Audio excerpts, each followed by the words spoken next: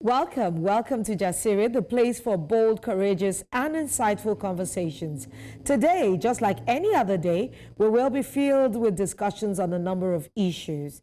Today is also a day where you can call into the show and share your thoughts and opinions with us, and everyone who is watching can do the same. If you like say I've been speaking plenty English, but what is English going to do to help anybody at this time that we're in now?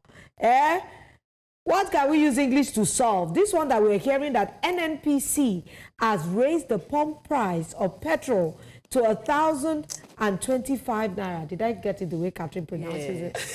Per liter. From the previous rate of 998 naira per liter in Lagos and its surrounding areas. But my fellow Nigerians, please, hold your horses, as they say. We will get to Nigeria's issues in a moment. For now, just breathe. So we start today's show with a look at the ongoing civil war in Sudan. Now, this civil war has had a devastating impact, significantly reshaping the country and affecting millions of lives. Since April 2023, war has raged, exacerbated by competing power struggles between armed factions, leading to mass displacement, a severe humanitarian crisis, and widespread human rights abuses. Last week, a tweet caught our eye. It said over 130 Sudanese women committed mass suicide yesterday to avoid being raped by RSF Militia. This was posted on October 26th. Since then, we've gone down a rabbit hole into the Sudanese civil war and the impact it has had on women and children in the country. Joining us now is Hala Al-Karib, Regional Director, Strategic Initiative for Women in the Horn of Africa. She's an activist and research practitioner from Sudan. Hala, welcome to Jasiri. Thank you so much for joining us. Absolutely. Thank you for having me. And thank you for talking about Sudan. Yeah. All right, Hala, let's go straight into it. So news broke recently of Sudanese women committing mass suicide in order to avoid rape by the RSF Militia. The story has shocked many, with people struggling to understand if it's not a lie or if it's true. Hala, please, what can you tell us about this situation? It's absolutely true. This war has been about exploiting and using women's bodies. From day one, Sudan war erupted on April 15, 2023. And from the first day of the war, women has been sexually violated. The Rapid Support Force militia has been entering homes in Khartoum, the capital, and they committed multiple and a large number of rape and sexual violence crimes. And it continued. But the truth is, sexual violence and rape in Sudan does not happen in a vacuum. It has been happening in the country for over 20 years in Darfur. Yet it's exacerbated and became much worse, since the beginning of this war. Our body is being used as a war tool and as a weapon of war. And very true, the women in Central Sudan, they have been committing suicide because they couldn't bear the pain of gang rape and torture they are experiencing at the hand of the armed militia. Wow. I'm still trying to wrap my head around the fact that over 130 women, because that's the one that we know, had to commit suicide. Now, but we also understand that the conflict has displaced over 14 million people, or around 30% of Sudan's population. And this is just one more extremely disturbing incident in the ongoing civil war in Sudan. Most concerning is the fact that women and children are bearing the brunt of this conflict. Are there any other acts of violence that are being committed against the most vulnerable people in the country that we don't know about? Actually, what I wanted to say is that at this point in time, genocide is looming over Sudan. So there is all kind of violence that is being committed against Sudanese civilians. Women and children are bearing the large part of it. Infrastructure has been destroyed, homes has been looted, markets has been completely destroyed, and civilians has been killed for no reason. Elders and people with disability has also been killed, and jailed. So it's quite horrific situation. The latest cycles of atrocities that's happening right now in Central Sudan between October 21st to date, as we are speaking, is the fact that I think one of the RSF generals has surrendered to the Sudanese National Army. And that has very much upset the members of the militia and decided, to carry an act of retaliations against the population that his faction of the militia was in control of. So they started, slaughtering literally villagers and raping women. And those are really farming communities, fishermen communities. So imagine the level of the trauma that they are going through at the moment. So, interesting enough, yesterday, it was Tuesday, the United Nations released a report accusing paramilitaries, especially of committing sexual violence on a staggering scale. The UN Independent International Fact-Finding Mission for the Sudan found that both sides were guilty of sexual violence, but the RSF was behind the large majority of documented cases. The mission also said the RSF was responsible for sexual violence on a large scale, including gang rapes and abducting and detaining victims in conditions that amount to sexual slavery. In the Western Darfur region, sexual violence was committed with, quote, particular cruelty with firearms, knives, and whips. The report said, again, I quote, first-hand sources informed of rapes of girls as young as 8 years old and women as old as 75. Now, victims were often subjected to punching, beatings with sticks, and lashing before and during the war, with sexual violence often occurring in the presence of the victims' relatives. Now, the mission said they had received credible information about rape and gang rape of men and boys as well. Hala, the people you've talked with, what are they saying about what's going on in Sudan? I'm struggling to wrap my head around the things that report is saying. What are the people saying?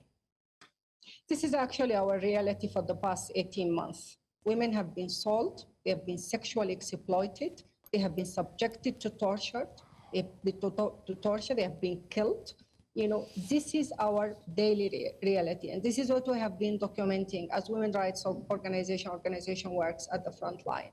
We documented cases of sexual violence of children as of age of 7 months and elder women as of age of 75 years old. Women and 7-month infants were sexually assaulted. So it's beyond anyone's imagination. And this is what we have been talking about to the international community and to the African Union. It's quite unfortunate that the African Union has been silent about those atrocities and crimes that are happening in Africa's third largest country. Sudan is a very strategic and important country that extends across Eastern Africa and the Sahel region.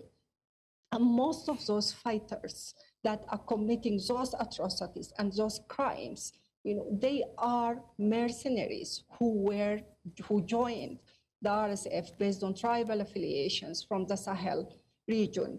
So this is a very serious risk and danger, that should be taken into considerations by the countries in the Sahel. Sudan is too large to fall apart alone, and it's very, very shocking for us, that the African Union has not been taking actions against this situation until now. All right, so, all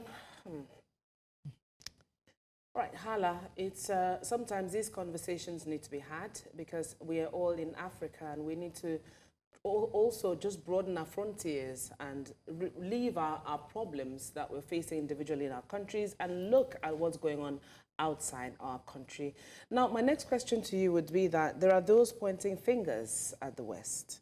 Okay, and so I'm going to ask you, what role do you think the Western powers are playing in all this? Well, first of all, let me comment on what you said. Absolutely, that we need to start looking around, because what's happening is our internal problem, our internal challenges, it also inflicts outside, of our borders. And sometimes, we forget that the borders within the continents are just borders.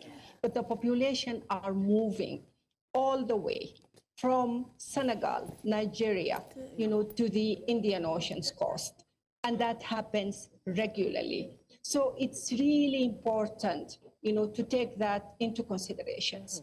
Now, unfortunately, Western powers and Western countries, they have not been, taking what's happening in Sudan seriously. This is one of the worst humanitarian crises in the world, yet it received the least support when it comes to aid and humanitarian interventions. People are starving. They are hungry. There is no support whatsoever. Also, the West affiliations, with some of the of the actors who are involved in fueling this war. Particularly the UAE, who is largely has been supporting the Rapid Support Militia, according to multiple reports by the United Nations and multiple credible reports out of prominent international media.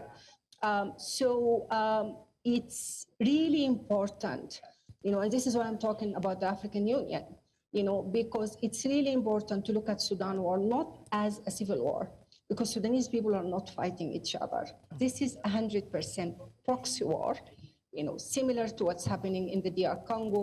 It's about exploiting the country resources, land and gold and other mineral and natural resources. And, if there is no serious interventions, if we are not as African held our ground and stood up, this new pattern of terrorism and of violence is going to expand across the Sahel and the Horn region, who are already very volatile regions.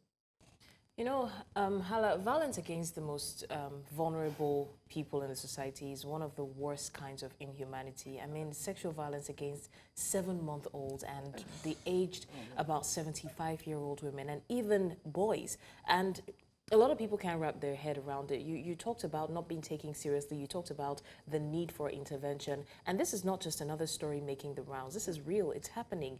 So what can we do to help? What can anyone do to help? Speak about Sudan as much as you can. Speak to your MPs, ask, your government. Nigeria is a big country and very influential country, and has a voice at the African Union, and very much connected and has ties to Sudan. We would like to see solid and strong countries like Nigeria having a say in what's happening and extending support and speaking about Sudan.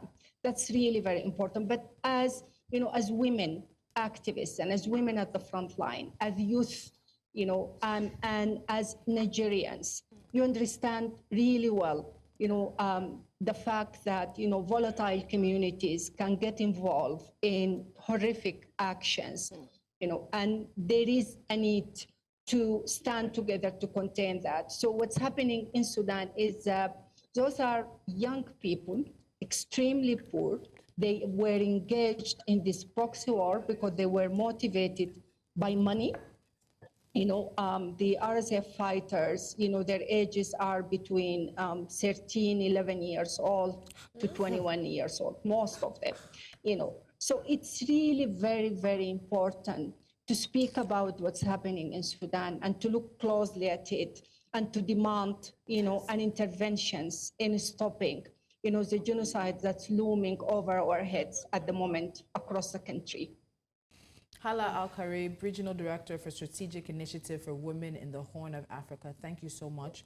We will do what we can. Thank you very much. Thank you for shedding light on this situation. We'll keep in touch with you, and we'll continue to do what we can to shine a light into the dark corners of this issue that affects African women and that's affecting Sudanese women and the most vulnerable. I don't know how you do it. I don't know how you take those stories. I'm sitting here holding back tears, and I don't know how you do this every single day. Thank you. Actually, the second in command in my organization, she's Nigerian, and I have to say, without her support, I wouldn't have been able to do it. But we're doing it because we were able to help, and that's the most important at this point. Yeah, thank you very much. Thank you so much. Thank you so much. Yeah. Wow. Let's take a break, guys. Yeah.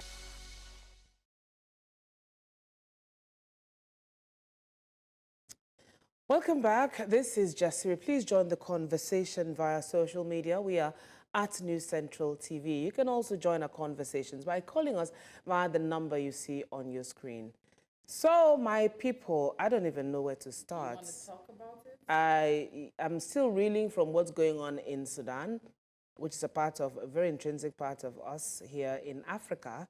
And we're just talking during the break about how rich we are as Africans.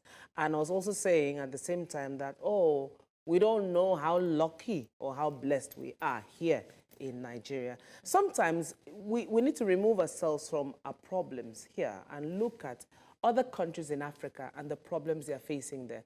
There's Hurricane Chidinma, there's hurricane everywhere, you know, outside the country, and we thank God that, oh, what would have happened? God just knew that there was nothing like that here, because if there were anything like that here, we would be lost. So last night, there we were, all minding our business when we heard that, what? The NNPC Limited has increased the pump price of petrol. Yes. The NNPC Limited has increased the pump price of petrol to 1,025 naira in Lagos and 1,050 naira in Abuja. I think it's 1,060 in Abuja. There you go, 1,060 in Abuja. Lolo has started that today when she started the show. When she hear Lolo say, oh, more. But now I am beyond shooketh, because this adjustment announced just yesterday marks the third price change in September and October this year. This increment comes barely a week after President Bola Tinubu boasted that his administration has provided Nigerians with a workable solution to the hike in fuel price. Now, according to the president, in quotes, motorists can buy petrol at 1,000 naira per litre or equivalent gas per standard cubic meter at 200 naira. End of quotes. Honestly, I am stupefied. It's like every time, you know, I woke up today when I saw the news late last night. I'm like, is it that until people start, this like a show that will just continually bring tears to our eyes? We're looking at the human carnage that is going on in Sudan. And now our own leadership are the ones that are decimating the people.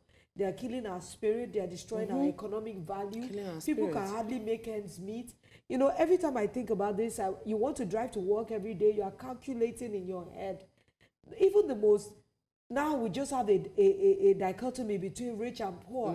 There's no middle class anywhere because everybody is languishing in the same quagmire. And yet we have leadership who do not care about the people enough to put a stop to this onslaught. Now that they said, oh, we'll be clamoring, let's have a refinery in Nigeria. We've had refineries that have been dysfunctional for years. A lot of that is investment wasted completely. Now we have a major player who is a private citizen with a refinery. Yeah. And it's as if things are going from bad to worse. Yeah. Like we do not have a government. We are barely surviving. I kept saying that, is it that until, somebody said it, honestly, Joe walked into the studio and said, our resilience is part of our weakness. Yeah. We've said it before. We are weak because we are pivoting. Yeah. I don't know what would need to happen for the government to know that they have crossed a line. Is it until people start dying on the streets? That's why I told you that day when you were saying the government tried. I said they didn't try Jack. When you said, oh, the government is trying, you're reshuffling people, or you've sacked how many ministers, and you're bringing whatever you say, there's no Minister of Petroleum, when there's Minister of Petroleum for state, for oil and for gas. Are you joking? Are you playing with Nigerians as it is? And then you know how Nigerians are even struggling, and you are increasing it. Even if you say, oh, it's 25 kobo, we're increasing it by, or 25 naira, we're increasing it by. The bottom line is that you are increasing fuel. Very bereft of emotional empathy, as Annie would always say, bereft of empathy for Nigerians here. And it's going to ricochet over everything. But did you guys know that fuel on the international, the price of crude oil on the international market has actually been going down a little bit? Because there's the issues with Israel hitting Iran, they hit a refinery in Iran, there's different, and it didn't have the impact. It wasn't as widespread as people anticipated. So it's actually gone down a bit. I don't want to talk because Dangote said a lot yesterday. He was at the State House and he talked about the fact that he has fuel. He has fuel. Marketers, come and get fuel from Dangote. That's what he was saying. And this, when you look at all of it, just points to the fact that some people have been feeding fat off of Nigerians and they do not know that the time is up. Yes. As much as you have taken all these years, time is up. But you want to keep us mired in this because you're so used to making that money. To the detriment now of 200. See, and if these people were heading to. You know, we thought that subsidy removal or subsidy was the issue. No, subsidy isn't the issue.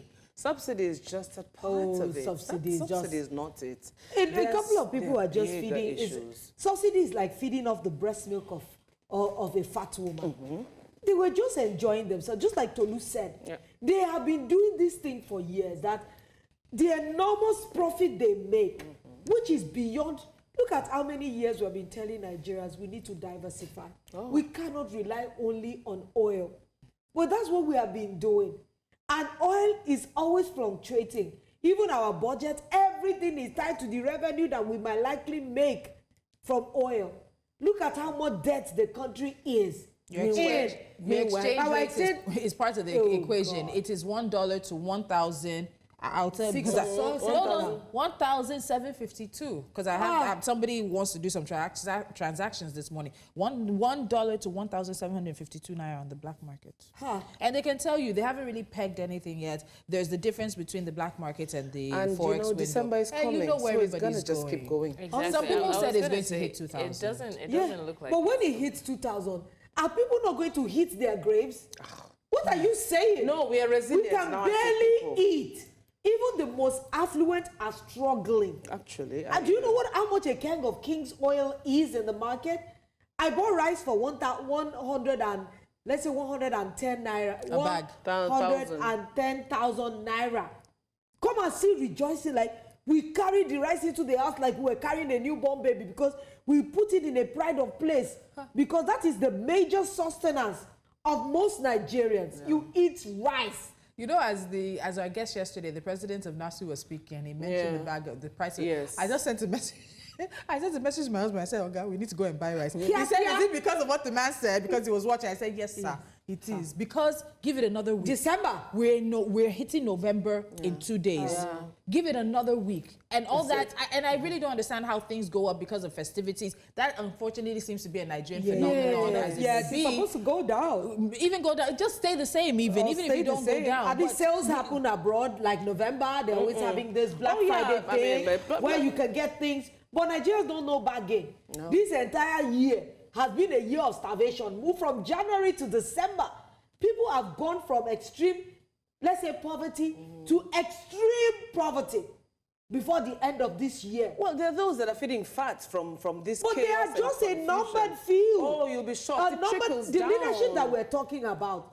Do you know that National Assembly, Senate House, I don't think they're up to 100. Yeah, but it trickles down. Yeah, but about even 100 to 200 million people. It's minuscule. They call the shots. It's not by the physical size of it. They call the shots. How do you overpower such when everything they use the constitution to play in their favor. They use the judiciary to play in their favor. Everything they can come now and say the law says you should not do this, and so it's like our hands are tied basically. It's like somebody tied a big stone to our neck and threw us into a river. So when your hands are tied like that, what do you do? We keep drowning. You're resilient. If I hear that word resilient again, I can remove somebody's teeth. Please, don't stop being resilient. I don't know, maybe I'm the only Nigerian that is affected. Do you know that every day is so tormenting to think about the fact that I'll keep telling myself that why didn't I leave when I could? Why didn't I leave when I could? But you know, that's the thing. It doesn't necessarily mean it's easier when you leave. It doesn't necessarily mean But at least you can breathe. Yes, but the even roads the are ones there. There's something light that calls you back home. Even the ones that are there's something that calls you back home. We're talking about it in the makeup room. What is calling you back home? Is it not when you said that there are people who are gingering to come back home in December? No, that's for people that have lived abroad all their life. They are coming here to spend their dollars. Yes, do you know that if somebody just brings $1,000 into the country by December, he can almost buy a parastatal. He can buy an agency of government. Because it's a lot of money. No, convert it. $1,700 alone. Or even if I'm a cleaner in a mortuary. I will oppress your father and mother. And I think this is why people are resilient, you know, because everybody, it will shock you that I think majority of Nigerians want to leave. Is because they can't afford to. Yes. So I think what they're hoping for is not that the country changes, is that they can afford to go. And that's the mentality that we have to fight. Because we've been saying it here over and over again, okay, who will stand and fight? But eventually you find out that nobody actually wants to stay and fight. They want to leave. So they're just waiting for that big breakthrough to leave. Oh, so a skeleton can fight a war? Let's talk No, about I'm using your words because a skeleton. you did say that we're waiting for a Messiah. Which Messiah will stay and fight? A skeleton can fight war. Is it not able-bodied people that will be able to fight a war? Who are the worst casualties when these things happen? Women and children and vulnerable people. So if let's say people want to leave, you want to leave, how many of 200 million can leave and say you're going to, you know, start a new life somewhere else? Why would not? It's a fundamental human right. It's a fundamental right of a human being. You decide to migrate. Okay, you migrate. How many of the 200 and something million that we are can migrate to wherever it is they're migrating to and settle down? And how many of us will remain? So whether we like it or not, whether you're migrating, while I understand that it's not one person's fight, we will still, we who have migrated or those who have migrated will still come back and meet the fight here. We just have to change. When your fight does not make any relevance. I keep saying that until somebody goes in front of National Assembly, douses themselves in petrol and sets themselves on fire. They will just say, oh my shell, and collateral and they will just be Yes, damage. Yes, Tam. I don't have energy. You see, I can't. But I want us to hear from what Dangote said, and then we're going to move on. No, let's just hear from you. People have been making Dangote talk too much. I've never heard Dangote talk so much in my career as a journalist, and I'm going on 20-something years. Yes. In the past 6 months, 1 year. Man. Let's hear from Dangote. Yo. We are producers. I have a refinery. I'm not in the business of retail. If I'm in the business of retail, then you hold me responsible. But what I'm saying is that the retailers should please come forward and pick. If they don't come forward and pick, what do you want me to do? That's nothing that I can do. So I am expecting either NNPC or the marketers to stop importing. They should come and collect. We have what they need. And, you know, as they remove, I'll be pumping. I don't know whether you understand what it takes to keep 500 million liters inside our tank. It's costing me money. Every day, if I will be able to collect the naira, I can actually charge somebody 32% in interest. So right now, that's what I'm losing. And you are talking about 500 billion. You know, I mean, we don't print money. But the issue is that if they come and collect, then you will not see any queues in the filling stations. We have what it takes for them to come and collect. We are not retailers. We also don't have trucks to send. We have a factory where we can load. If they come and pick, they will go and distribute. And they've been doing that with importation. So if they have been doing that with importation, if it's true they are doing 55 million, I see no reason why they won't come and collect. He has 500 million, so that's 500 million cubic liters of petrol. Sitting there waiting. But they don't want to relinquish their power because they're making a kill from importing. So why don't you want to buy from here that is easy to access? What is wrong with our people? I continue to tell you why your refineries have never worked. Of course, we know. Why do you think the light situation is bad? We have major importers of generators. I've always said that if you look at the Nigerian situation and you can see a solution to it, and the people who are in government are supposed to be cerebral and bring us solutions, and solution has never been applied, people are making money. Of course. People are making money. It's so clear. The man is frustrated. Look at the man. He's saying, the numbers don't lie. This is what I have. Do you know how much I felt his pain when he said, do you know how much it's costing me? And I like how he said what is happening without saying what's happening. Yeah, because it seems that they're also trying to paint him as the problem. How? Let me also tell you, Ghana has also said it looks like they might start buying from Dangote and stop importing. If we're not ready for it and he's a businessman, he will start will selling out sell. oil, the Nigerians will will say, start- why is he not being patriotic? The patriotism is showing and he's trying to do it. Please, let's move on to the next story. Please, let's move on. Seriously, let's move on. Is that one if better you know, than you the know. one we've Please, had? guys, use your Let's tongue just to move on count to the it, next and let's story. stop being sentimental and emotional first. Take a look at the facts. This man has never minced words on the challenges he's facing with his refinery. He says, yes, I own a refinery. Whatever it is you want, I have it. There wouldn't be fuel on the roads. Please do the mathematics, permutate, okay? Blessings, please. Okay, that's it. Now, this week has been a week of calling out, and I am loving it so damn much. Now, if you do anyhow, you see anyhow. That's the season we're in. So next What on was the the slogan for the year again?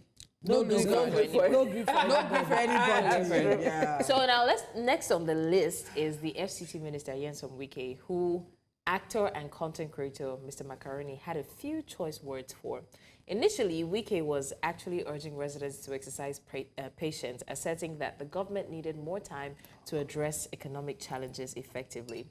He argued that evaluating the administration's performance in less than a year was premature and emphasized that public protests might disrupt the developmental strides made so far. However, his approach has drawn mixed responses, with some citizens viewing it as dismissive and indicative of the broader issue of leadership accountability in Nigeria as seen in Macaroni's statement. So ladies, let's take a look at the video.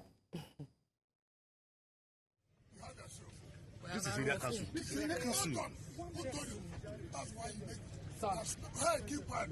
If you are illiterate, you are illiterate. Every land in FCT belongs to the FCT. We know. And that was why Now. the council went and sold land.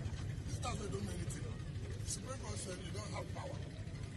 And all they did was to apply to us to please grant them that and give us you. You don't sit here to talk about. So, do we go back to the area council? Do we go back to the area council and we're in court, sir. But yeah, we'll take our land. Not if you like, go and carry across. And the worst one is go and carry across. Who told you we are like that? We did not harass you, sir. It's a lie, yo. We didn't harass them, oh. It's a lie, yo. It is a lie, sir. Yes. You know I will listen to you. You're taking the laws into your hand. We never did. We never did, sir. It's a wrong information, sir. It's a wrong information. Please, sir. I don't even know the reason why. Sir, it's okay, sorry. Who told you can talk? If you think that you take something, you are not the only one. You have to be careful. Stupid. Because I came down to talk to you. I don't need to talk to you. Sorry, sir. Sorry, sir. Sorry, sir. If you don't know what to do, don't bring their guns. No, sir. No, sir. Just look at power. Look at the way power is being. These are people that we call our leaders. See the way they're treating the people. Shh. As if the people gathered there are kindergarten children. Those are adults. And they were sounding as respectful. I kept hearing sa, sa, sa. And he kept... What? So apparently this video was, this situation actually happened about 7 days ago, sometime last week, I think Tuesday last week, but the video is now making the rounds. And the residents were confronting him about accusations of illegal land acquisition that's been happening in the FCT. And you could hear them, he's saying, shut up, is it because I came down to talk to you? Stupid. To citizens, to Nigerians. Well, so, anyway, aside from Mr. Macaroni, many Nigerians had a lot to say about Wike's manner of speaking to Nigerians. But first, let's look at what Macaroni wrote in his post. Sorry, Nigerian politicians lack regard for Nigerians. And this is because they have never been accountable to the people. The other day, the FCT minister was addressing some Nigerians, and he said, are you stupid? Is it because I came down to talk to you? You are a civil servant. What do you mean? Is it because you came down to talk to you? You are talking to the people that pay your salary. Whatever privileges your office allows you to have as a function is as a function of your service to the people. You work for the people and not the other way around. Arrogance has no place in public office. Nigeria is not a private entity. Your duty is to serve. You are not anybody's chairman. So next time any Nigerian politician is addressing the people, please remind them that they're speaking to the people they are serving, not their followers. Dear at Governor Wike, you are a public servant. Next time you want to address the citizens who pay your salary, do so with utmost humility and respect. Never go about asking Nigerians if they are stupid. You're not doing anyone a favor by being a minister? Is it because you came down to talk to you? Hey, you must think you're talking to your slaves. But I couldn't have put it better. But the sad thing is, all those people he was talking to knew that you can't talk to them like that. Of course. But if you confront them now, they'll make you disappear without trace. Or lock you in Hey, their generator house. I see what she Honestly, did. I am bereft of ideas. Today is such a tasking it's a way. tasking Like, it's mentally I can't draining. lie. Honestly, I am lie. close to tears. I am worried for what can You know, be. he can't do this in Kenya, Sha. You know, look at what is happening outside the cannot. country. Do you know that Nigerians, as resilient as they say we are also the most wicked. If we think atrocities are occurring across Africa, humanitarian abuses, when we get to that point, you don't want to know what Nigerians will do. We do the extreme of anything you have ever seen, good or bad.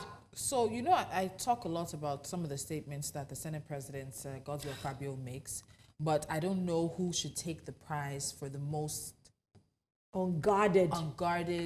insulting, there are a number of words, demeanor and words to Nigerians. And this is a man who served as governor for 8 years, who's still continuing to fight the current governor in Rivers State, Simfubara.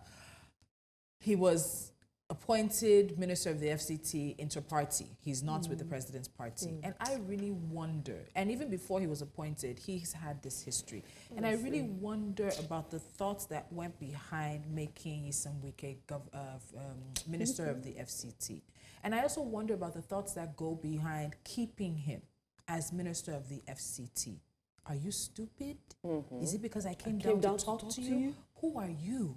Because one day, even to call you minister will not happen because you will leave that seat. But the truth you are not there permanently. No, and what do these people add to the society so that when they come back from whatever vacation of power they went to, they're able to be integrated back into society? Totally out. And we need to talk about name after them. psychophants who also continue to sort of cuddle these people in situations where they make them think that they're loved and there are no consequences for their actions. This is a situation in which I would expect the president to censure the FCT minister. He's a representation of you. President Tinubu, is this the representation you want? Yes. Is this the way you want people who you've put in positions of power to talk to Nigerians? Well, he who knows, for those who know the FCT minister, Nyesom Wike, Honestly, I know that this is Nyesom Wike on a good day. That is not an excuse, No, Catherine. I'm just saying, hold on, I'm getting somewhere. This is him.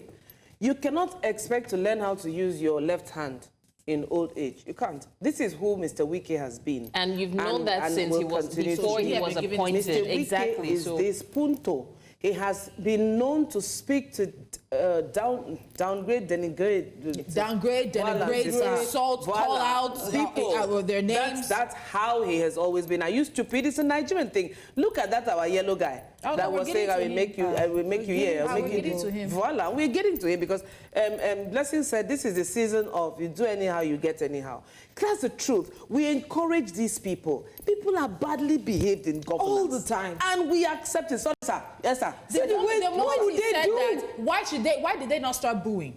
Because I understand people were asking Macaroni, what do they want Nigerians to do? You can see him with guards, we with have security, with cleaning. So if you can't do anything physically, people have turned their backs on politicians. People have booed politicians. We need to make them uncomfortable. If we don't feel that we can make them physically uncomfortable, our actions need to make them. We have a phone call.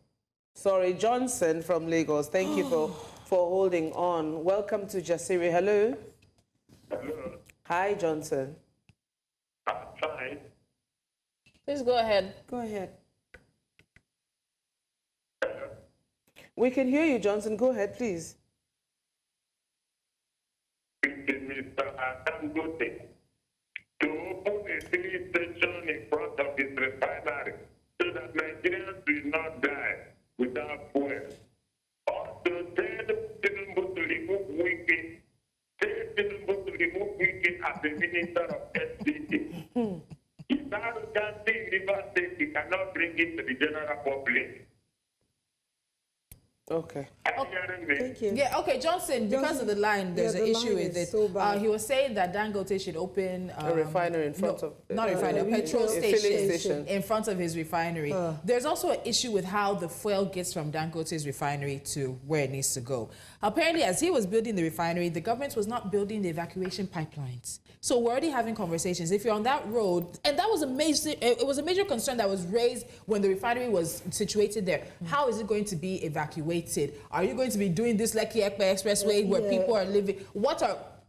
Even evacuation is a little bit of a problem. But let him build petrol. Why is he solving problems that he didn't create? But Oluda, is that not our way? We make a policy, then we now think backward.